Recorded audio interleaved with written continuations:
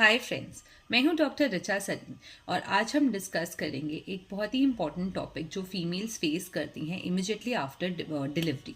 इसको बोलते हैं बेबी ब्लूज या फिर postpartum depression. Postpartum depression majority of the females face करती हैं डिलीवरी के बाद कुछ दिनों से कुछ हफ्तों में, और ये लास्ट कर सकता है फ्यू मंथ से लेके up till the first year of your child's life. इसके सिम्टम्स होते हैं कि आपको बहुत ज़्यादा सैडनेस फील होना, एंग्जाइटी फील होना, फटीग फील होना, फीलिंग ऑफ हेल्पलेसनेस फील होना, रेस्टलेसनेस फील होना, lack of sleep, lack of appetite, और एक्सट्रीम केसेस में सेल्फ हार्म, बेबी हार्म या फिर सुसाइडल टेंडेंसीज भी होता है। ये एक इम्पॉर्टेंट इशू इसलिए है क्योंकि काफ़ी बार ये सिम्टम्स या तो फीमेल खुद इग्नोर करती है ये सोच के कि ठीक हो जाएगा, या फिर उसकी फैमिली को जब वो बताती है तो वो फैमिली उसके फीलिंग्स को वैलिडेट नहीं करता, तो इससे ये प्रॉब्लम फिर और ज़्यादा प्रोपेंसेट हो जाती है। वैसे तो ये किसी भी एज ग्रुप के फीमेल में हो सकता है, बट ये देखा गया है कि कुछ ग्रुप्स होते हैं जिसमें ये ज़्यादा कॉमन होता है। अगर आपको प्री प्रेगनेंसी ही एंग्जाइटी या डिप्रेशन की इश्यूज हैं तो ये ज़्यादा कॉमन होता है। अगर आप सिंगल मदर हैं या फिर आपका मैरिटल रिलेशनशिप थोड़ा स्ट्रेन चल रहा है, क्या आपके लाइफ में कोई और स्ट्रेसफुल इवेंट्स चल रहे हैं, whether in the professional life और पर्सनल लाइफ और loss of any family member, तो ये चीज़ें थोड़ी ज़्यादा कॉमन होती हैं। इसके कॉजेज़ मेडिकली स्पीकिंग, जब आप प्रेग्नेंट होते हैं तो आपकी बॉडी में ईस्ट्रोजन और प्रोजेस्टेरॉन लेवल के हार्मोन्स बहुत हाई लेवल पे होते हैं। इमिडिएटली आफ्टर डिलीवरी वो क्रैशिंग डाउन हो जाते हैं, तो एक हार्मोनल इम्बैलेंस क्रिएट होता है बॉडी में, which is the most common reason for this.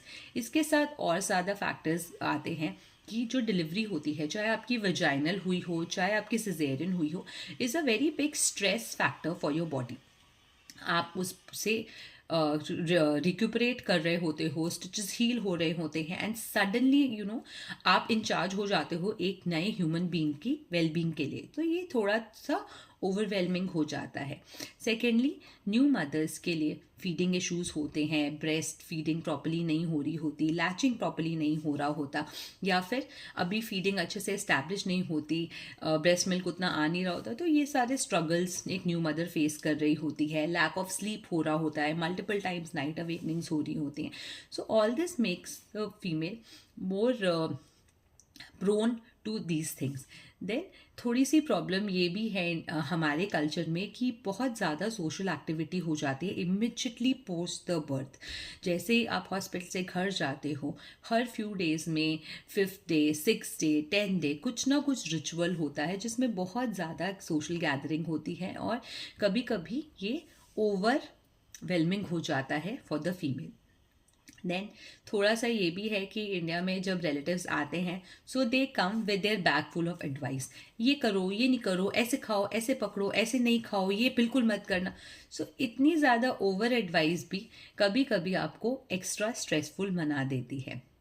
Initial few days after birth एक क्वाइट पीसफुल इन्वायरमेंट चाहिए होता है, जिससे कि एक बॉन्ड इस्टेब्लिश होए मदर और बेबी के बीच में, आपके फीडिंग इस्टेब्लिश हो, और आप एक अपना रिदम पकड़ लें कि आप भी थोड़ी हील हो जाएं, बेबी को भी कैसे हैंडल करना है। तो अगर ये नहीं आपको मिल पाता, या फिर अगर आपके ऊपर बहुत ज़्यादा प्रेशर ऑफ वर्क या फिर प्रेशर ऑफ एक्सपेक्टेशंस आ जाता है, तो ये आपको इश्यूज फेस होते हैं।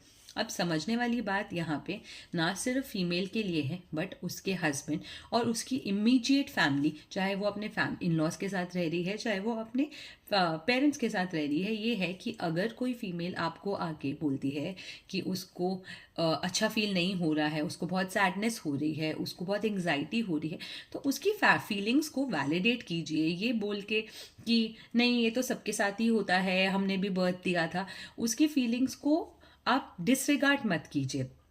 टाइम्स हैव चेंज, पहले और अब के स्ट्रेस लेवल्स में और कोपिंग मैकेनिज्म्स में बहुत डिफरेंस है। सो अगर आप, जैसे हम अपने फिजिकल इलनेसेस, फीवर के लिए, पेन के लिए हम डॉक्टर के साथ कंसल्ट करते हैं, ऐसे ही अगर किसी को ये सारे फीलिंग्स ऑफ पोस्टपार्टम डिप्रेशन हो रहा होता है तो फैमिली को सपोर्ट करना चाहिए। काफ़ी केसेस में प्रॉब्लम माइनर ही होती है एंड सपोर्ट और हेल्प के साथ ये ओवरकम हो जाती है. अगर फिर भी फीलिंग्स रहती हैं देन आप डॉक्टर के साथ कंसल्ट कर सकते हैं, because this is a very important thing. This will help for, अगर आपने ये वाला टाइम पे आप अपनी वाइफ का या अपने फैमिली मेम्बर का सपोर्ट नहीं किया, then this will leave a deep scar in her for entire life. तो समझिए early signs of postpartum depression and take action.